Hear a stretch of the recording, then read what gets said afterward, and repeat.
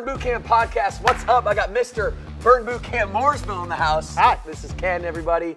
And I'm excited because Ken is a representation of a male. I mean, we haven't had a male on as a member yet in the first 100 episodes of the Burn Boot Camp podcast. And listen, we are so excited to have you. I got a chance to talk to Daniel in our podcast that we did, and he was talking about how excited he was that you're going to be on this, and how enthusiastic you are about just being on the floor, being a part of the community.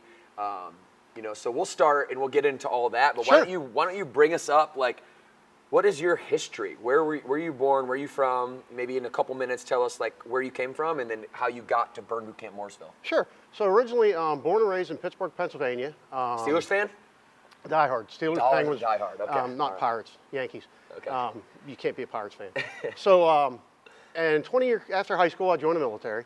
And after 20 years, retired. And so, strangely enough, that ends your physical training, your regimen. Started to gain weight slowly from 2006 all the way up to 2020 when I joined here. Okay. And really got super heavy. Lost my brother in 2014, lost my mom in 2017. So you get depression creeps in, fitness goes out the window, snacks come in, beer comes in, and I blow up. Just give me a visual. So 265 Okay. minimum, Okay. probably heavier. All of my cholesterol was out of range, and triglycerides were way off the charts. I was pre-diabetic, and so moved here in 2015, but the weight kept going up, eating out all the time, bad food choices, no fitness. And when I would go to Planet Fitness, sometimes I'd sit in the parking lot. There was no motivation. There's no drive to go in there. You're on your own. So my second wife, ex-wife now, but she would burn, remember, 5 a.m. with Daniel Ballard, and she would constantly say, why don't you at least do the thing when the pandemic hit and they went onto the podcast or the pod Zoom. The Zoom, yeah. She said, why don't you just get on the porch and do it with me? And I said, I'm not into this whole mom jumpy gym. And I was completely wrong. And I know that now. And then so finally, all the other gyms remain closed. Burn opens up July 20th, 2020. I get my first chance to come in here because I got to do something. And I'm going to be honest. So you were sticking with the live workouts for quite a while then before she you was. actually She was doing it live. I just thought no, because everything was closed. Okay. I didn't do anything except gain weight. Okay. And a lot of it. And so I came in here July 20th, strangely enough, had a very negative outlook toward it. I was just going to do burn. I talked to Tammy about this yesterday or the day before. I was only going to do burn until Planet Fitness reopened. I didn't want to be a part of a mom gym. I didn't want to be a hoppy, jumpy. I just wanted to lift and stuff like that. First day I get here, and my mom always said as a pious person, until you get faith back in your life, you'll be miserable. That's why you're miserable. You don't have faith anymore. So I came to Burn Boot Camp reluctantly. Walking here July 20th, 2020, and trainer says, I don't know where to put you where you're in the boxes. I said, you put me pretty much anywhere. I don't look it, but I'm durable. She said, that's an odd descriptive, but okay, you're durable. So she put me in a box, and she turned to the girl that was behind me in line and said, listen, he's new, he's older, it's his first camp, you know all about how hard this is. Can you guide him through this? Can you shepherd him? And I said, okay, that's a strange word. So the girl says, hey, I'm going to be, helping you get through this, your pace, take breaks when you need to. We push each other, but we care for each other. So the trainer comes out, she says, hey, my name is Faith, I'm going to be your trainer. Okay. And I thought, wow, that's crazy. Yeah, interesting connection. And so did that hit you in the moment? Were you like, yes. Wow? I was like, that's weird, because I didn't want to come here and then all of a sudden, like, there's this faith. And that's the trainer quote that your mom, right? Right. That's Until the quote that your you have mom faith in said. your life, And then, you will be miserable. Yeah. So after we do the first 5 minutes, which I didn't realize was the first 5 minutes, when we go through it, I turned around and I looked at the girl behind me. I said, hey, how much harder does this get? And she was dead honest. She said, that was the warm-up. And I was like, great, I'm dead. And I said, hey, my name is Ken. She said, my name is Rachel. My mom's name was Rachel. Wow. So that was my epiphany burn. Wow. And I thought, do you believe that there's a I believe that's a with your mother? huge spiritual connection from a much higher power. Whatever you call God or whatever you word, that's way beyond me, way beyond the universe. That can't happen. I didn't want to be here. So at the end of the workout, thought I was going to die. But I knew at that moment, if anything is going to get the pounds off and get me back in shape, it is definitely this, because I hadn't worked out that hard in 15, 20 years. And so, Faith handed me the paper and said, these are your options. And so I went out in the car and I filled out for 18 months. And then that was my start of burn. And then I began. Day one you did that? That was day one. So you walked in super reluctant. By the end of camp, yeah, absolutely out negative. In your car, you're ready to go for 18 months. 18 months immediate, Wow. because I am already seeing that if it's like this every day, that was something I asked 2 people, is it this hard every day? Absolutely, sometimes harder. Good. Let's go. It's going to work. Yeah. So that was my start. That's my start with Okay, burn. yeah. And then what carried me forward was I went through the first 3 days of burn, Monday, Tuesday, Wednesday. Wednesday was the first day I trained with Daniel. It just seemed so much harder than anybody else's workout. I don't know why, but it was harsh. And so Thursday, I took a day off and came back immediately Friday. Didn't do Saturday because his wife at the time was like, no, 5 days a week is enough. And so I started goal setting. That's one of the things you learn in the military, set challenging but attainable goals. And so I said, okay, my first thing is I want to do 5 days in 1 week. And after I got 5 days in 1 week, I don't want to do that for 2 weeks in a row and a month. All right, now I'm going to start adding Saturdays. So then move into dragon boating season, which is something else I did. So now I'm doing 6 days a week here, then going and doing dragon boat for an hour, hour and a half, practice that, and I'm starting to see changes. Yeah. Go to that first physical, and the family nurse practitioner, Debbie, says, hey, you're down. And I said, down what? She said, you're 235. And I was like, that's a good 20, 24 pounds Did heavier you than I realize that? was. Did you feel lighter at the time, or I didn't. I just knew I could do more here. Yeah. As I progressed through that first 4.5 months, 5 months maybe, So that was a surprise to you. it stunned me. Yeah. And she said, your numbers are looking better. Well, then 6 months later, when I went back in spring of 21, my triglycerides, which I had gotten down to 108, were down to 48, which anything under 100 is good. Good cholesterol went up, bad cholesterol was down, weight was down at the 204 range. And This she's is about a little less than 1 year. just less than 1 year. Okay. So 2 months shy of a year-ish. May, I joined in July. And she says, listen, I don't even want to know what you're doing. It's working, keep it up, this is great. And I feel healthier now. And so now my goal setting becomes helping other people on the floor. You know, hey, try something harder.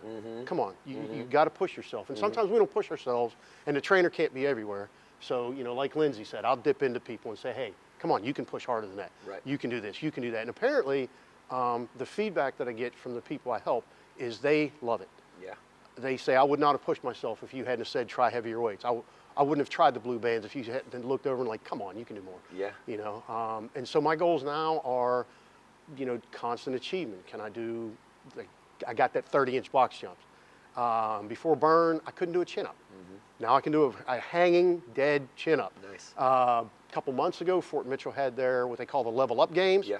And I placed first in my age category. I was stunned. Yeah. Jose, the Congratulations, trainer, man. Rascon, was pushing me. He was my observer, and I just loved it. I mean, it was, Yeah. so, and then the other thing that'll keep you with burn over any other gym, any other community, is the community here is so different than a gym. We celebrate. We've had charcuterie nights here, fundraisers there, the muscular dystrophy fundraiser, the Leukemia Lymphoma Foundation fundraiser that we do, where you just constantly give back to the community. I was fortunate enough last Saturday to be up at Cincinnati Hyde Park and along with Ft.Mitchell, and they were doing a live feed with Buffalo, New York for dual camp to raise money for the Damar Hamlin Foundation. Yeah, that was cool. Now, you know, that game happened on a terrible event. The guy's out of the hospital. We're all happy for him. But, you know, what other gyms do that? Yeah. You know, the start 513 shirts and jump right up and step in. And how can we help? How can we give back? There have been people here where somebody's come in and said I have a flat tire. And somebody would be like, hey, I'll go, guys. You know, we do diaper drives. We do toy drives. It's all about the community and giving back. Yeah. And, you know, my favorite thing is burn gave me my life back, gave me my health back, took a lot of weight off, brought my energy back, brought my mood up. I got to give back as much as possible because that was only possible through spiritual intervention. And so I owe the world everything I can to promote this. Wow, that's an incredible story. Thank you for sharing that, by Welcome. the way. And congratulations for all your physical achievements over the last, now it's been a couple years. 2.5, it'll be 3 years in July. 3 years in July. And I think it's such an interesting concept, right? Because you're not the master of any skill until you start helping other people master the skill. And Sure. that's where you're at now. And, you know, I know that the team appreciates that, and having people in camp. I know why your fellow members appreciate that is because the collective energy of the room is lifted up by your intense energy. Appreciate that. And when you are pushing yourself and you're looking at somebody, that's a little vote of encouragement, you know. And like we talk about all the time on our inner circles about how rare it is to just give encouragement, which by the way is free. It Yes. doesn't cost anything, but how ironic it is that how easily accessible giving encouragement to somebody is, how rare it is to actually see somebody else encourage someone else unconditionally. So you talked about your physical side. I'd like to talk about, and you talked about the community side and how you're really leveling up your goals there. How has this helped you mentally? You mentioned that you were in a depressive state. Talk about the journey of that, because I think there's so many, like, mental health is been there since I was a little kid. Sure. I've watched my parents struggle with this my whole life, and it wasn't in the mainstream when we started Burn Boot Camp in 2012. It has just become a mainstream topic as of, I can really remember after the Cavaliers won the championship, Kevin Love talked about the 6'10" guard, right? He talked about mental health publicly, and then that kind of put it on in the lexicon for the world. Right. And now everybody is wanting to discuss it and how do I address it. And what I think is that the best way to address it, the best way to address your psychology is to address your physiology, right? If you get your heart rate up and you start getting those chemical releases of endorphins flying, you're going to start feeling better about yourself. And I wanted to ask you, what was your perspective on your journey as you go from this physically deconditioned state, right? And then you mentioned a mentally and emotionally depressive state. How did those things work together? Were they parallel? Did your confidence come with the physical nature? Do you get what I'm asking? Like, yeah, I do. What's your mental, emotional journey as well? So where I physical? started, the mental aspect was we had gone to my son's wedding in October 2018, and my former stepmother, I just heard her off the cuff as we were doing the marching of the procession. She says, "Is that Ken? That can't be him. It doesn't even look like him." And I thought, what do you mean it doesn't look like him? And it just stuck with me for the whole wedding. I went home and I really looked in the mirror and I was like, I'm fat. I'm not heavy. I'm fat. Like, I'm huge. And then I don't think I ever recovered from my mom's death or my younger brother, but especially my mom. And it went downhill from there. So the mental aspect. Never in my life have I experienced camaraderie like here. Now that sounds weird being a former military member, but camaraderie is part of that immediately. You just don't expect that. And it wasn't just, Rachel McCauley looking after me that first camp. There was Carrie Howard and Danica Murray and Courtney Fesperman and 5 or 6 or 10 other people that every time I turned around and I would be dying literally on the floor, you would just hear, okay, you got your breaths, get back into it. Yeah, okay, that's great. And so the alignment is, I didn't initially get that dopamine release. I got more of a high from the people that I've never met, had no idea, looking after me as a stranger. And I can say unequivocally, having been to like 9 other burn boot camps, it's that way everywhere. If you walk in as a guest, you're treated like family. They're like, hey, he's visiting from Mooresville, everybody welcome him. And everybody rallies around you. Whether it was Puller, Georgia, or Peachtree Corners, Pinehurst, Hyde Park in Cincinnati, Ft.Mitchell, which will be my new home gym, Spartanburg, Greenville, South Carolina, Asheville with Elliot and Kat. It's that community is infective and it's everywhere. And so the other part of it was, once the weight started coming down and that family nurse practitioner says, hey, your weight's down, your numbers are improving, keep up what you're doing. So that makes me want to work harder. That makes me want to help other people because I started somewhere. And so when that first member would come in, and Cicely, our burn ambassador, would say, hey, or Karen Hagney would say, hey, this is a new person. Can you keep an eye on them for camp? Absolutely. And I had a guy yesterday, Rob, just joined his first thing, ex-military. So we had a big connection, but then the whole, he just retired. I've been retired for a while, but it's that first camp. And he's a former CrossFit guy. And halfway through camp, he did the same thing I did. He goes, this can't get much harder. I said, oh, dude, we got a long way to go. And he was doing fine on jumps and a lot of things and achieving greatness. And we started off on the high hurdle. That's super impressive first camp. Right. But he said the same thing, and it never gets easier, you get better. And the dopamine release and the endorphins, that comes every camp. That comes when you see Yadi Reyes jump her first blue bar, and the whole camp sees it and cheers. When somebody does their first 30-inch box jump, and the crowd goes wild, and they do, and they cheer and encourage. And I'd be remiss if I didn't shout out to Lindsay Odell, who is probably the best observant pushing trainer to push you beyond what you think you can't do, because you can.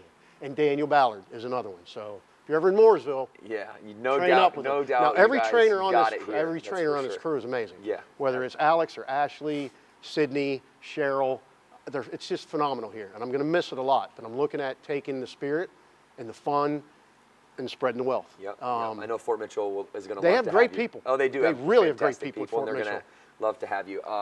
As I'm thinking of through your story and just finding really where the hot buttons for you in your life happened. You know, your mom had given you a quote that stuck with you that said, "Hey, unless you find faith, you'll be miserable." What would you think that she would say now? Based on the fact that it wasn't just finding faith, the trainer, and that moment turned my life around, and that brought me back to belief and faith in a higher power, I think she'd be really, really proud. I really do. My realization that I am not on my journey alone, Burn has certainly helped that. It makes you understand that you have a community and a crowd carrying you. One of the things that we do here is when there's a tragedy or something goes wrong in somebody's life, we instantly get online and fundraise, help these people out with whatever they need. You don't see that anywhere else. You know, Planet Fitness is a great gym. I'm not going to say anything bad about it, but there's no community to it. It's not a family. This is a family, and every one of these is a family. They're just an intricate cell of love and care and compassion that you don't find anywhere else. It's amazing. So yeah, I think she'd be really happy as to what's happened with me. Yeah, I know she would be. You speak about her with passion and thank you. About yourself with passion, and it's. I just lost my father a few days ago, and I am so sorry, brother. No, it's okay, and I got to be the one. You know, it's an interesting thing as I'm thinking about it. It's like, here's a good goal. I heard a doctor say this one time. He said a good goal in life might be to be the person that everybody else leans on when somebody important in your family dies. Sure. I think that's a good goal to have. There's a mental fortitude. There's an attitude that you have to have in order to, you know, I got to pull my two sisters through this. Like, and I'm sure that, you know, you were in a position back then to where it probably hit you harder, and you weren't in that position. Strangely, exact same position with two sisters. Two sisters. Where I've got to be the stoic one. I can't show emotion because they are. Yeah. How did that affect your relationship with your sisters? It didn't boost it. Wasn't detrimental to it. I think it was expected. Okay. What it did do was internalizing all that sorrow and grief destroyed me, or almost destroyed me. Another reason I love this place, because you can meet people here that you can talk with and share things with, and you become intimate friends, not just, hey, high five. And I love the high fives. High fives are fantastic, especially when we started off in the boxes with the air fives. Yeah. And then I actually got to high five people and interact. Me. That was incredible. I hated that. I mean, I loved it because we had to do it at the time, and it was like we were holding on to something. Yeah. But like, man, having this touch, going from it's like human interaction and interface. Unbelievable. Yeah. That's such a great, inspiring story, and I really appreciate you sharing that with Bird Nation. Thank you. And you know, it's a lot of males, especially. Well, we started off as Charlotte's Fit Community of Moms. That was our first tagline. So yeah, you know, if you look at that as a guy who's used to lifting and doing strength training, I understand. And you know, what we really wanted to evolve into is the one-stop shop for families.